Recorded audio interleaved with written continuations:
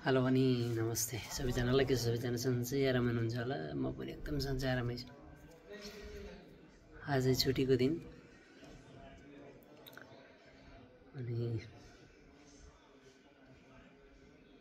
तपाईँहरूको माझमा जोडेर मन लाग्यो। सबैजना सन्चै आरामै हुनुहुन्छ होला हैन? अनि माया गर्न चाहिँ नबिर्सिनु होला। यो चाहिँ भन्नै पर्ने कुरा र भन्न पनि चाहन्छु। अनि आज छुट्टीको दिन यस्तो प्लान गरिरहेको थिएँ, बाहिरतिर जान्छु आज घुम्नलाई।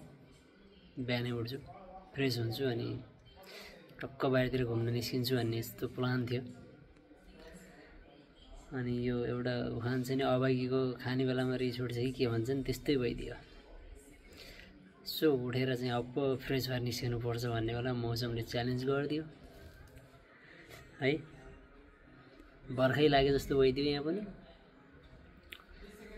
अनि अब बाहिर निस्किन सक्ने कुरै भएन।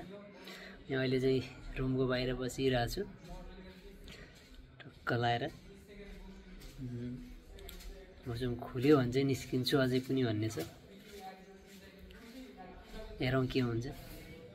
साह्रो च्यालेन्ज नै दियो मौसमले। हल्का उजेलो उजेलो चाहिँ हुन आँटिसकेको छ, खुल्छ कि भन्ने एउटा लक्षण चाहिँ देखाएको छ। के हुन्छ जस खुलोस् भन्न चाहन्छु। आज छुट्टीको सदुपयोग पनि गरौँ र होस् पनि भन्ने हो।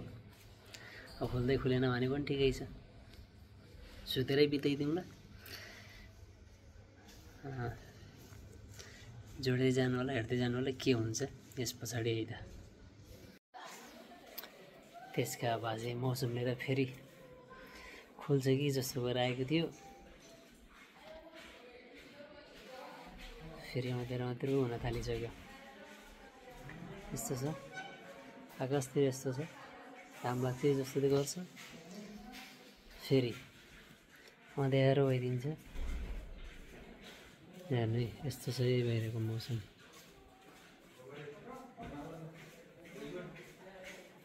ठिकै छ, खुलोस्। म यसैको प्रतीक्षामा छु। एकछिन प्रतीक्षा गर्नु पऱ्यो, खुल्यो भने चाहिँ निस्किनु पर्छ।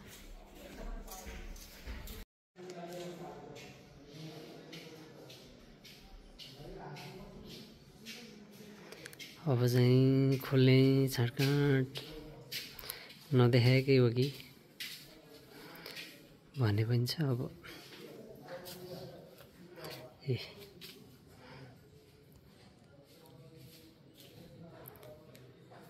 यस्तो छ, माथि डुबायो नि आज मौसमले। यतिकोमा चाहिँ निस्किन गाह्रो हुन्छ क्या। निस्किहाल्यो भने फेरि पानी परिहाल्यो भने चाहिँ फेरि भागा भाग बनाउँछ है। त्यही भएर मौसमको विचार गरेर निस्कौँ भन्ने मात्र हो। यस्तो छ।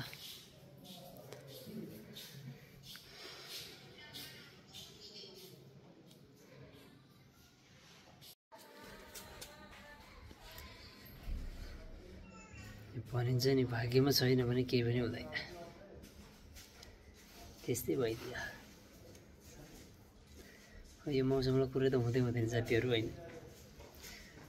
जे भयो भयो। अब बाहिर निस्किने आज छैन होला केही पनि। अब त्यही हो। अब आजको दिन भने सुत्नै बिताउने त्यही नै हो। धेरै पछि भिडियो आउँदैछ, माया गरिदिनु होला। अलिकति समय दिन सकिरहेको छैन, ग्याप भइरहेको छ। त्यो पनि म अब बिस्तारै त्यो ग्यापको दूरीलाई पनि हटाउँदै जानेछु। त्यही हो। अझै पनि कुरिरहेको छु मौसमको घाम लाग्ने चाहिँ नि वातावरण होस् भनेर अझै पनि कामना गर्दै कुरिरहेको छु। तर पुरा हुन सकिरहेको छैन। हल्का पानी नै पर्न आँट्यो अब चाहिँ। त्यसैले अब ज्यान लाग्यो। अब बाहिर जाने अब आज क्यान्सल भयो।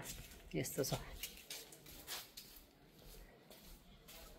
अँध्यारै भइसक्यो। आज गइ हुँदैन, त्यसैले माया गर्नु होला। आजलाई यति नै गरौँ। जय नेपाल।